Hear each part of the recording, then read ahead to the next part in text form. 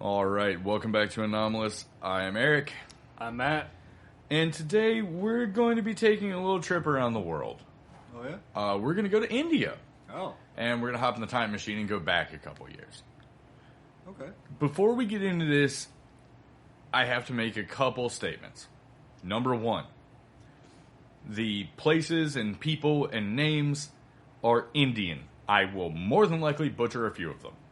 So, my apologies to India as an entire landmass for that. Second thing, the case we're going to talk about today has essentially been closed by the local police.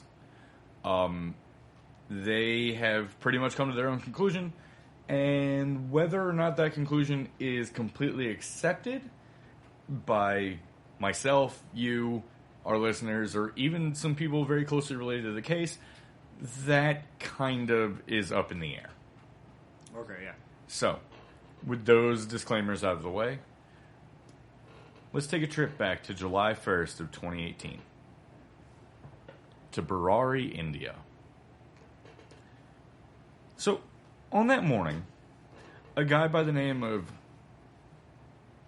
Gurcharan, hopefully, Singh, was waiting for a friend of his at a local park.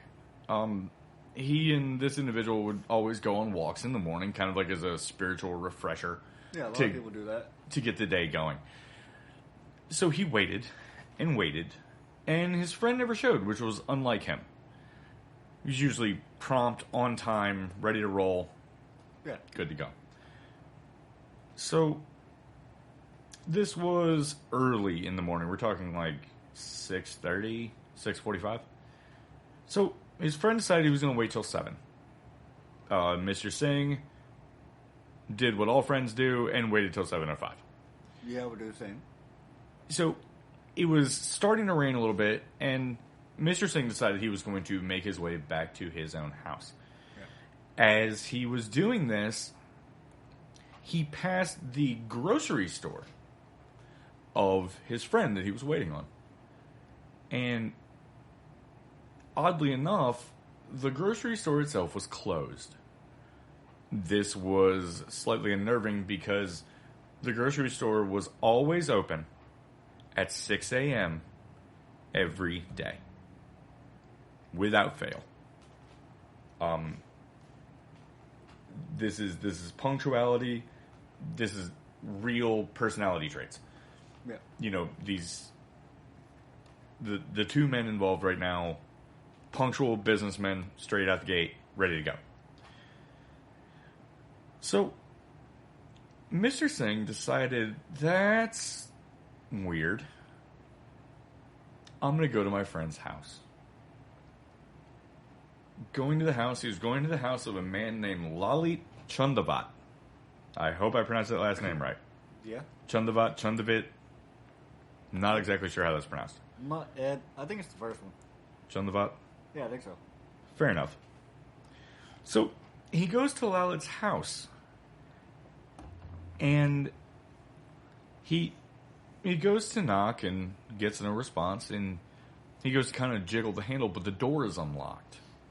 Also kind of strange. Yeah. Now, this is around 7:15 in the morning. He opens the door and finds something that no one wants to see in the house of someone you call a friend.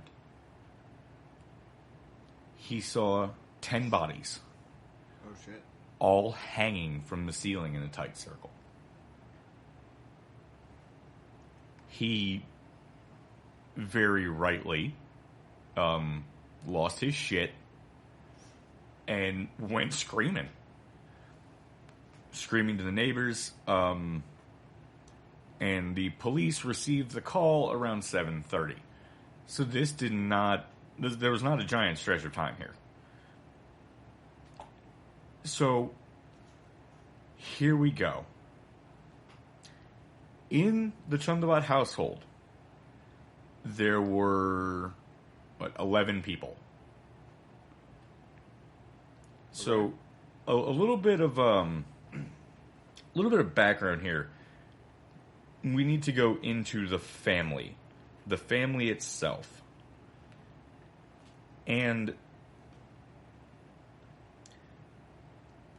this is where things start to try to piece themselves together. The family moved from Rajasthan to Burari.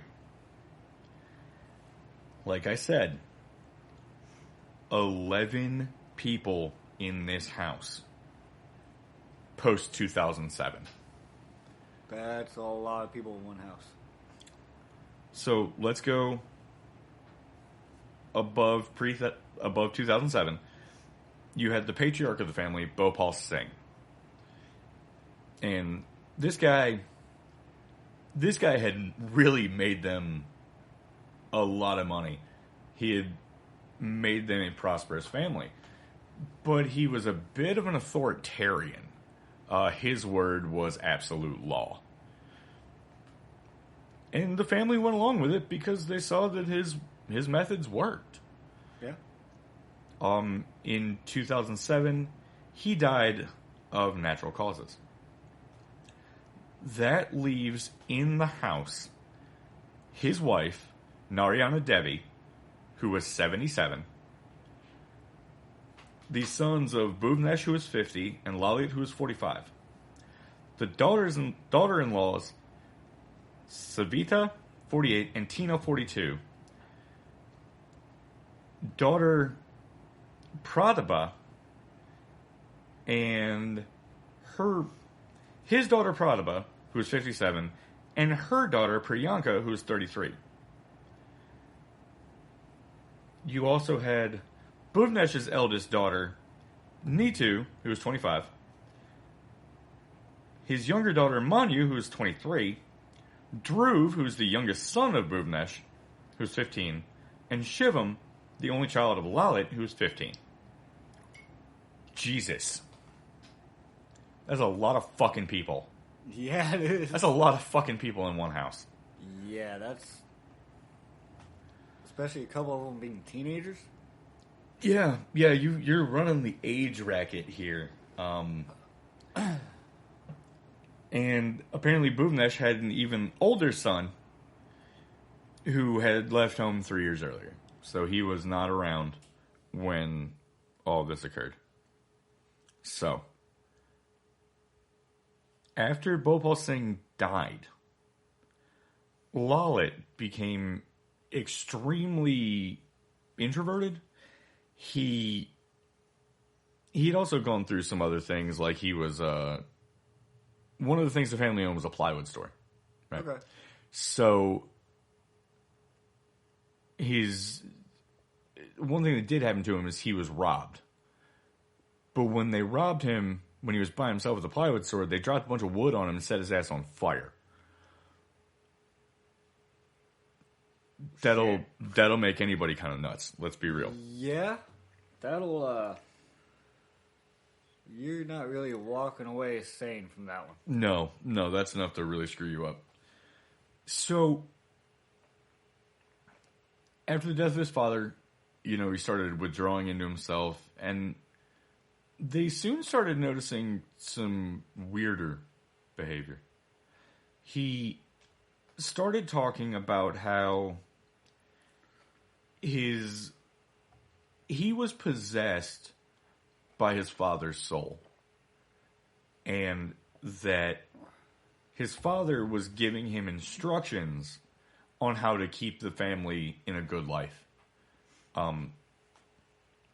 So through this, he started praying in front of trees, offering food to animals.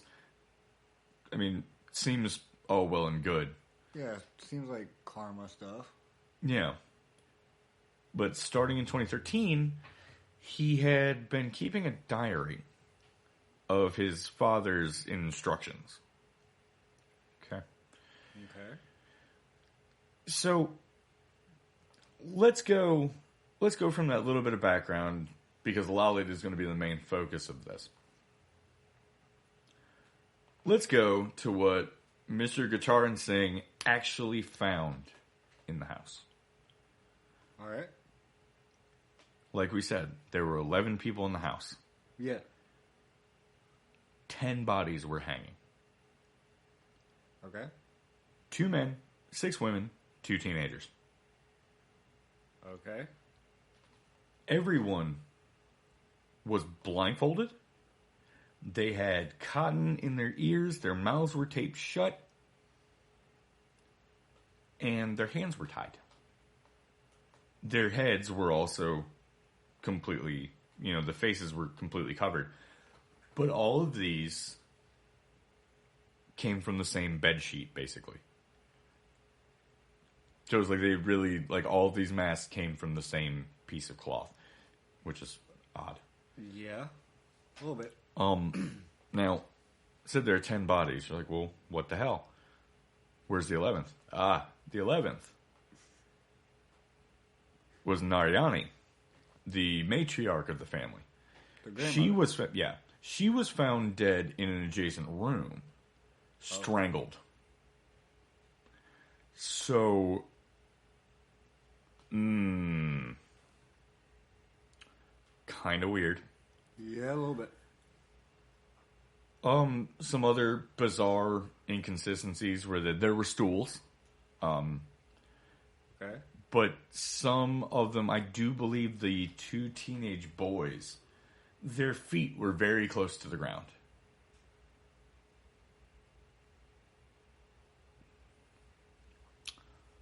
Meaning that if this was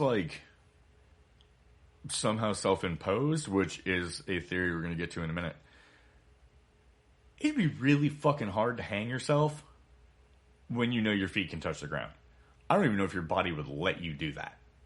It won't. I wouldn't think so. Just like your body won't let you drown if you try to drown yourself. Yeah, your body goes into fight or flight. Yeah. The sympathetic nervous system kicks in and you freak the fuck out. Yeah, we are programmed to naturally survive. Fucking survive. So, all of this is pretty weird so far. Yeah? Yeah, I would say so. Pretty fucking strange. Don't worry. It gets weirder. I wasn't worried, but thanks for the heads up. So, when the police come in to do their investigation, they're like, what the hell is this? And they are running every angle they can. So you're looking at a mass suicide, you're looking at murder, people are looking at the occult. Now what they found, probably the most interesting thing that they found, were 11 diaries. Every member of this family kept a diary. All of them were maintained for a period of 11 years. Okay, that's a little strange. It gets weirder. Great. According to the Joint Commissioner of Police, Alok Kumar, he says, and I quote, "We have found handwritten notes detailing how hands and legs are to be tied and are quite similar to the manner in which the bodies of 10 persons were found. They are exhaustive notes and we are studying them." And there were directions on how to do this. This is apparently a ritual called a kriya. And the diary also says everyone will tie their own hands. And when the kriya is done, then everyone will help each other untie their hands. No one was expecting to die. And that's further proved by the fact that some of these diaries had, upcoming events. I believe it was Priyanka? Yeah, Priyanka, I do believe, the daughter of Pratibha. She was going to get married later that year. Okay. And they took that as a good sign of the family's good fortune and things like that. So she was engaged to get married and was actually happy about it. Well, that's good. Yeah. So there was also like food ready. Okay, so catering and all the planning stuff were... Well, not even for the wedding. I'm talking about like for the day. Okay, yeah. Like they decided to do the ritual pre-breakfast. Okay. And somehow shit went horribly wrong. I would say so. Pretty So, sure 11 deaths made the whole thing go awry. A little bit. Another interesting fact that adds to the weirdness of this case is that there were also 11 pipes. Yeah, I know that doesn't make a whole lot of sense right now. I mean, they must have a couple jacuzzis or something. The pipes didn't go to anything. That's even weirder. They weren't hooked up to water. They weren't, no one really knows. And the pipes were correlated. They were correlated to the number of men and women who were dead. So you had 7 women, 4 men. And it was really, really bizarre. Because some of the pipes were straight, some of the pipes were bent. And I can't remember right off the top of my head how it worked. But one of the 11 pipes was off a ways from the rest of them. Almost like the matriarch of the family who was off in an adjacent room. Dead. Just not in a circle with the rest of them. Yeah, that does,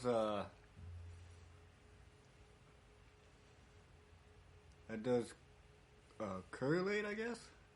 It does. Now, how that correlates is fucking... You got me. Beyond me. So, with as weird as this is, there was one surviving member of the family in that house. The dog. The dog's name was Tommy. Tommy was tied up to a pipe. Oh, no. Apparently he was suffering from a high fever. Oh, no, excuse me. He was chained on the terrace. But no one's sure who the hell tied him there. I mean, one of the family members could have done it before they started. I mean, you would assume so, right? Yeah.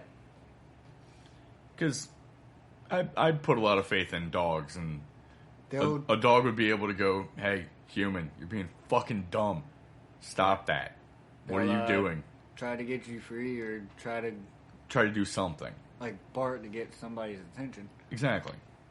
Unfortunately, he was taken to a shelter, and he unfortunately passed away. Oh, no. Only 21 days later. On Sunday, July 22nd, 2018, of a heart attack. I do not know how old the dog was. But that sucks. To top off the bizarre tragedy that has already occurred. Yeah. So I'm more sad for the dog. I'm more confused. I mean, I'm confused about the whole like family ritual thing. But I'm sad that the I mean, that sucks. That sucks for the poor pup. So, I mentioned at the beginning that this case was officially quote unquote solved. What the police and psychologists have basically said is that the entire family underwent what they called shared psychotic disorder. It's basically like a form of mass hysteria. So Lalit got so far into this like entrenched thought that his father's spirit was in him, guiding him, and the whole family fucking bought it. Which is weird, in and of itself, even weirder than that, is that in these diaries wasn't the first time they were going to do this ritual. They had planned to do it again. Okay. To bring good luck for Priyanka's marriage. Okay. They had planned to do it again. What? How'd you fuck it up the first time? I'm not trying to be disrespectful to anybody's beliefs. No. But holy fuck. I don't understand the Kriya. I don't understand their spiritual system. But you're planning to hang yourself twice? Well, you obviously didn't want to die the first time. Unless they were supposed to have... Okay, so my thought process is going to... The grandma was supposed to, like, cut them down or something. But you said they found her strangled. Strangled. I mean... Like, she wasn't hanging in the air. No. She was in an adjacent room. Okay, so I'm pretty sure after, like, a certain amount of time, she was supposed to go in and cut him down or something and untie the first person. Yeah, because it said, when the Kriya is done, then everyone will help each other untie their hands. Number one, I don't know how the hell you tie your own hands behind your back. Yeah, that's... Number one, that's some Houdini levels of dedication, and I'll give it to him. But I don't know how you tie your hands behind your own back. More or less, how you do that, stand on a stool, try and hang yourself. Did they put all the shit... Like, did they cover their faces prior to tying their hands? They obviously had to do the tape over the mouth and the cotton balls and all that prior. Yeah. And the blindfolding, but... Maybe. But I'm not familiar with any of... Neither am I. Any of those rituals, so... But the issue we have here, though, is that common sense, especially from a Westerner's point of view, is that there has to be someone else. There has to be an active third party. Yeah. It doesn't really make sense otherwise. It doesn't make sense to us. And to top it off, to top that off,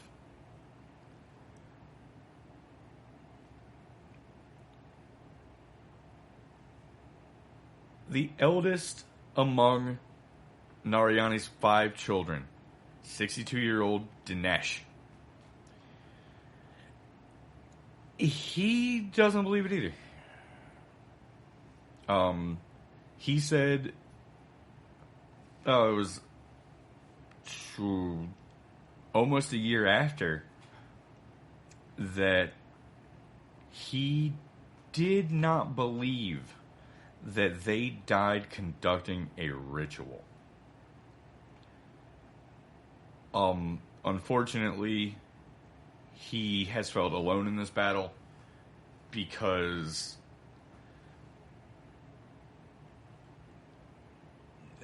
the police had basically made up their minds. He also says that, even though they looked at murder as a possibility, he says his family had no enemies. And generally, from what I've read, they were just a nice family, local family, business people.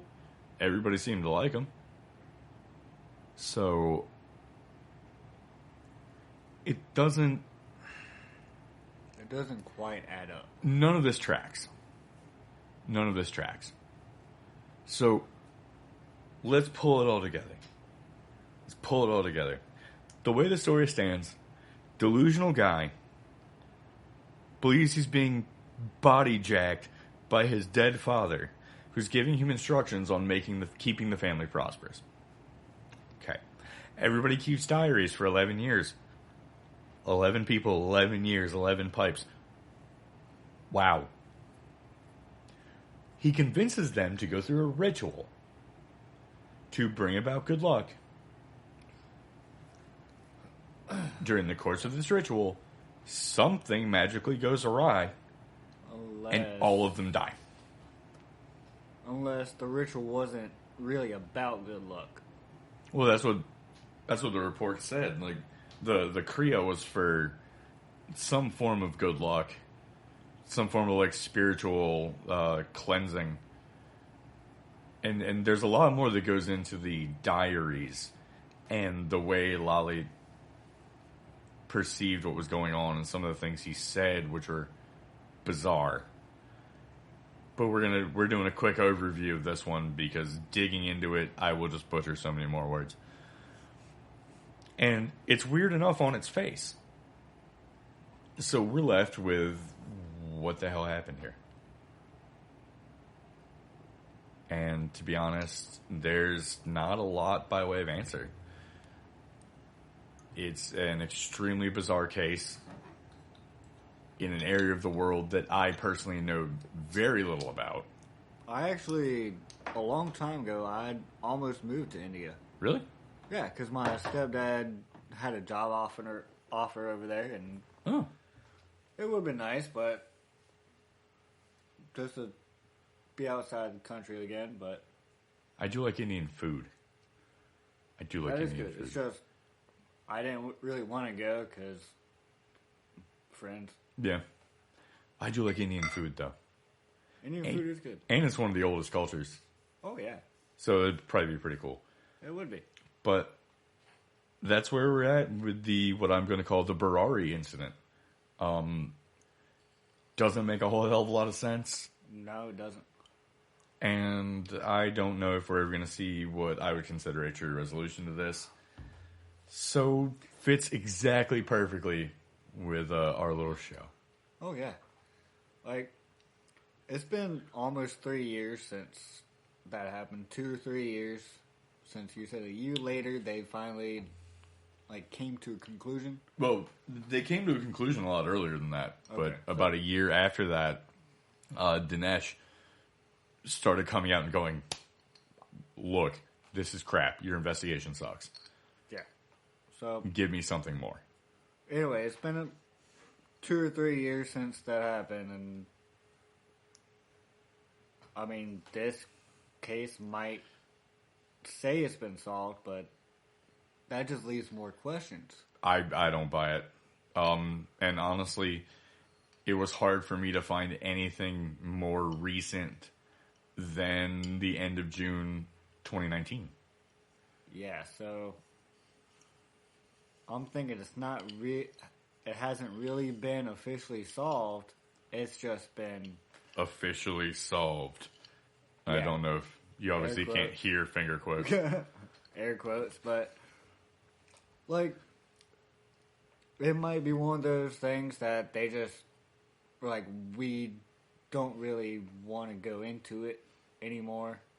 So they could just be like, we've got nothing. They just closed it just because they didn't know what the hell was going on.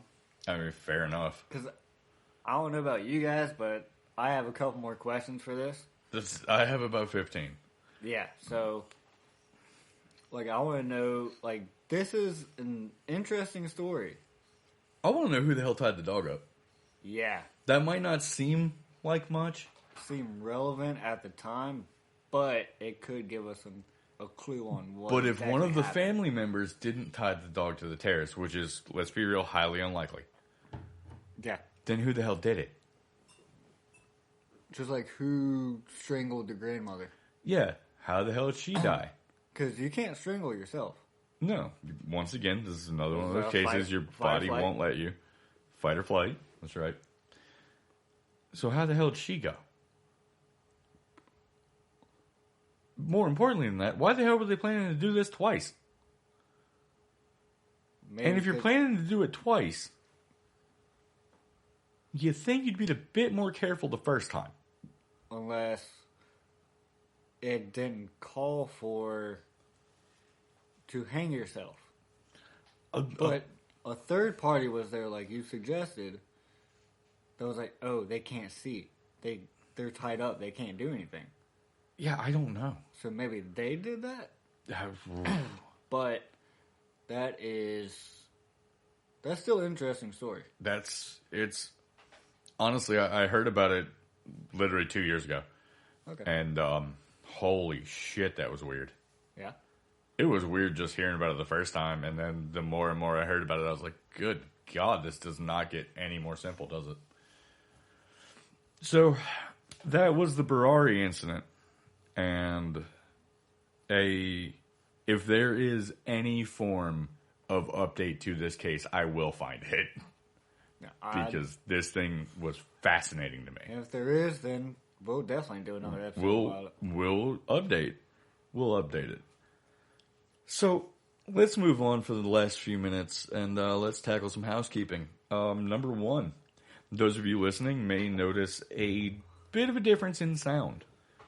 That is because Matt over there got, technically, me a birthday present.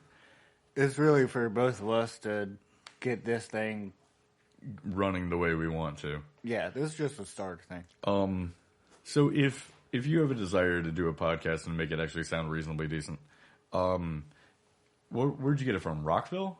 Yeah, I got it from Rockville. It was the PreSonus audio box. It's a bundle with Rockville microphones, the PreSonus audio box, USB 96, which is a 2-input little box of wonders. It comes with a whole bunch of programs. Yeah. Like new recording programs, like what we're using right now, which is Studio 1.5.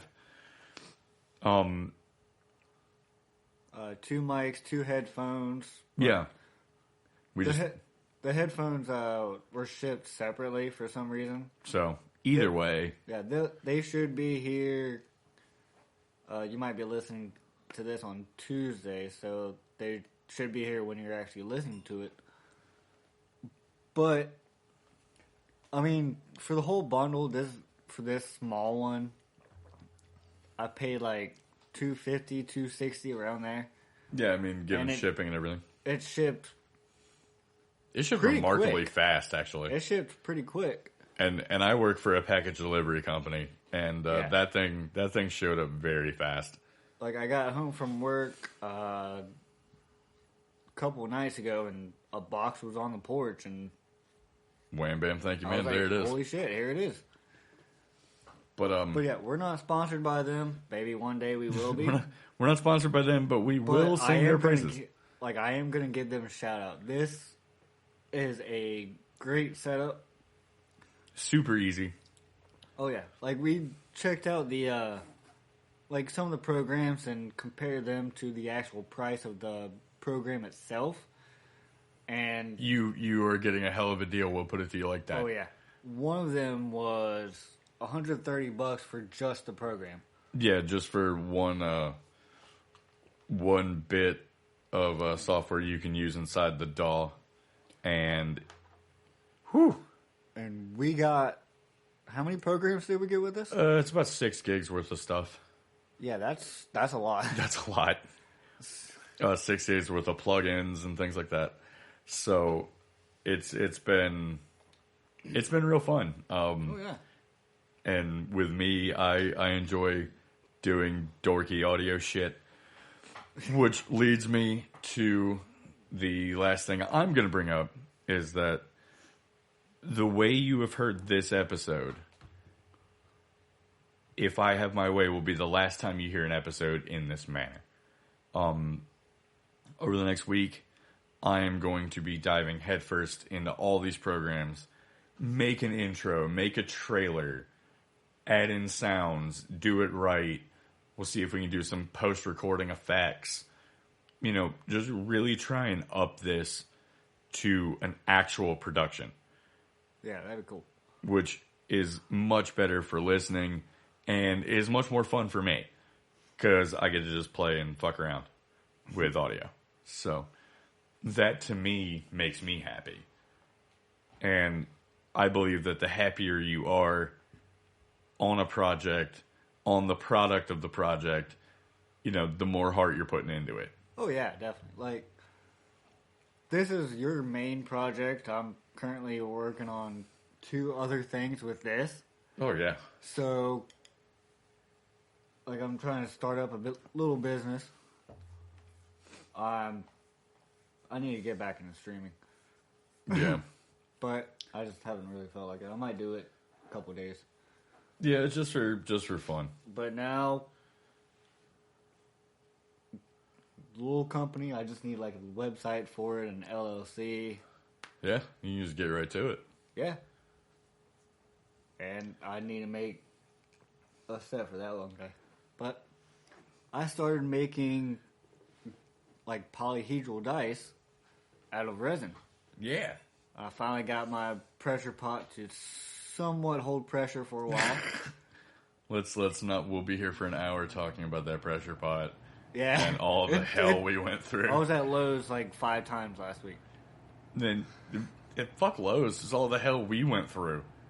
Yeah, Me and you in here with a fucking hammer and... But before I took that set out, I made like a little trial set. Yeah. When I actually decided to take it out, about an hour or so before you got home, Yeah. it was... Pressure was still in, like... Was that like 30? Yeah.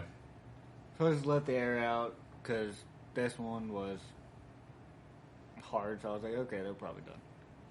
Took them out, they're done. That was my first trial of Galaxy Dice, which I know I'd messed up. Well, I mean, it's all trial and error. You're making a physical product that you are still new to making, so... Yeah. I mean, Like, you can't really go wrong there. It'll still be a lot better when I actually do make my own molds. Yeah. Which I'm probably going to do that in a couple days or so, maybe Sunday. Nice. But we have officially gone off on a fucking tangent. Oh, yeah. But you know what? That's fine. Because this tangent will at least sound better. It does. So, that's it for us. You know what, you any idea what we're doing next week? I'm not sure yet. I'm going to have to look at some stuff. And Oh, boy. if you guys have any suggestions or anything you guys want to hear, Hit up Anchor, hit up the Twitter, hit up the email. I will get to making that Discord. we will definitely check it out. And especially now that we're legitimately going to take this a lot more seriously. Oh, yeah. And really put some effort into the production. So maybe some episodes might not come out exactly on time. But if they don't, it's because I'm sitting here sweating bullets trying to figure out what I'm doing. Yeah. This is my first podcast, so I still don't know what the hell I'm doing. That's fine. Nobody does. But... And you're better off when you understand that no one knows what the hell they're doing. Yeah. So, like I said, you guys have any suggestions or anything you want to hear about? Any horror stuff, creepypastas, whatever it is. If it's weird, we're on it.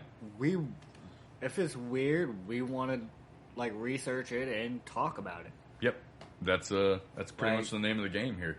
If you have a conspiracy theory you guys want to hear. Oh, good lord. Look, man. Some conspiracies are fucking weird. Some of them are true. Yeah, so if A you lot guys of them are true. have something, anything at all. Avril Lavigne is dead. Creepy. She actually has a body double. Oh, God. God, what was that? What was that double's name? I don't know. Something Mandela. Not man. That's the Mandela effect, you idiot. I don't know, man. We went down a bit of a rabbit hole with like Avril Lavigne being dead. Melissa. Yeah, it is. It's Melissa Mandela. Let me see that. Which, like, okay, Melissa Mandela. Damn. I've never heard her name before, but look her up on Google. It looks exactly like Avril Lavigne. Yeah, have fun with that. Avril Lavigne is So apparently that dead. one might actually be true. Or that Andrew WK isn't Andrew WK. Oh, yeah. But it hasn't been Andrew WK since the first album, but still might be Andrew WK, but isn't. If you guys want to hear me just ramble about crab people, go for it. Alright, we're going to end it on crab people. Y'all have a great night. This has been great. We'll see you next week. Yep, we'll see you.